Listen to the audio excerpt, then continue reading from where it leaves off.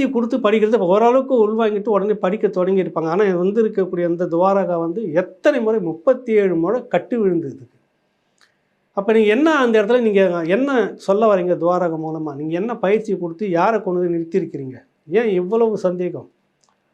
அடுத்து இன்னொரு விஷயம், வேலுப்பிள்ளை தலைவர் மேதகு பிரபாகரன் அவர்களுடைய சொந்த அண்ணன் வேலுப்பிள்ளை மனோகரன் அவர்கள் டென்மார்க்கில் இருக்கிறார். இந்திய அளவில் தமிழகத்தில் முதலாக அவர் நேர்காணல் செய்தது குமுதம் ஏகலைவன் நான் தான் எடுத்திருந்தேன். மிக நீண்ட ஒரு நேர்காணல். சிஜே துரை அவர்கள் அதற்கு உடனடியாக இருந்து ஒத்துழைத்தார். அந்த நேர்காணலில் பல கேள்விகள் வந்து வருது. அப்போ அவர் வந்து ஒரு இடத்துல பதிவு செய்கிறார். மகனை வந்து நான் களத்துக்கு நாட்டு விடுதலைக்கு நான் விதைத்து விட்டேன்னு கடைசியாக தேசிய தலைவர் அவர்கள் அவங்க அண்ணனுக்கு தகவலை கொடுத்துருக்குறாங்க. போராட்ட விடயங்களை தவிர்த்து, இயக்கங்க விடயங்களை தவிர்த்து விட்டு குடும்ப உறவு சம்பந்தமான எல்லா விடயத்தையும் தம்பி என்னோடு கடைசி வரை பகிர்ந்து கொண்டார் அப்படின்னு தான் பதிவு பண்ணுறாங்க.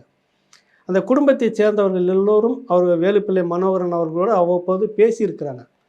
முக்கியமான விடயங்களை எல்லாமே வந்து தலைவர் வந்து அண்ணன் என்ற முறையில் எல்லாத்தையுமே கடத்தியிருக்கிறாரு. அப்படி ஒரு முக்கிய இறுதி தகவல் கடைசி கட்டமாக சார்லஸ் ஆண்டனி வந்து மாவீரரான அந்த சம்பவத்தை வந்து சொல்லியிருக்கிறார். அதுக்கு பிறகு எந்த தொடர்பும் இல்லை.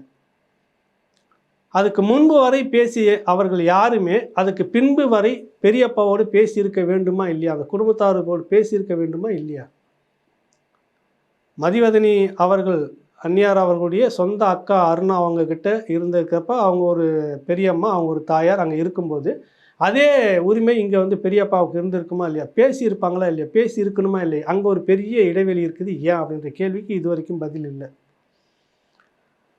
அருணா அவர்கள் மட்டுமே ரகசியமாக வச்சுக்கிட்டு இருந்து பார்த்துருக்காங்க. அப்படின்ற போது ஏன் சொந்த சகோதரர் அவங்க சொல்கிறது தகவல் என்னன்னா, தேசிய தலைவருக்கு மன வருத்தம் வந்துருச்சு.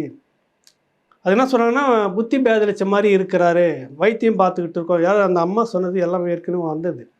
மதிவதனி அவர்கள் இருக்கிறார்கள். அப்படி இருக்கிறப்ப சொந்த அண்ணன் அங்கே இருக்கிறாரு, தம்பி வந்து மன வருத்தத்தில் இருக்கிறாரு. தலைவர் பிரபாகரன் போர் சூழலிருந்து வெளியே வந்ததால் மன வருத்தத்தில் இருக்கிறாருன்றப்ப அண்ணனுக்கு ஏன் அந்த தகவல் தெரியக்கூடாது? நீங்களே சொல்லுங்கள், யார்கிட்டையாவது போய் சொல்லுங்கள். அதை இப்போ உங்களுக்கு இருக்கக்கூடிய அந்த ரகசியம் காக்கும் பொறுப்பு ஏன் அண்ணன் குடும்பத்தாருக்கு இல்லாமல் போச்சாங்க? இப்படியான கேள்விகள் இருக்குது.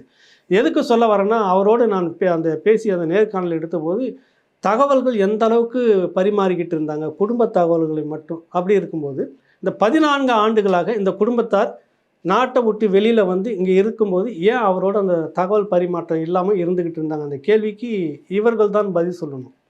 யார்? இந்த அருணா அவர்கள், அருணா அம்மா அவர்கள், அடுத்தது கிருபாகரன், இன்னும் இருக்கக்கூடிய இந்த தோழர்கள்லாம் சேர்ந்து பதில் சொல்லணும். உங்களுடைய முனைப்பை வந்து நான் குறை சொல்ல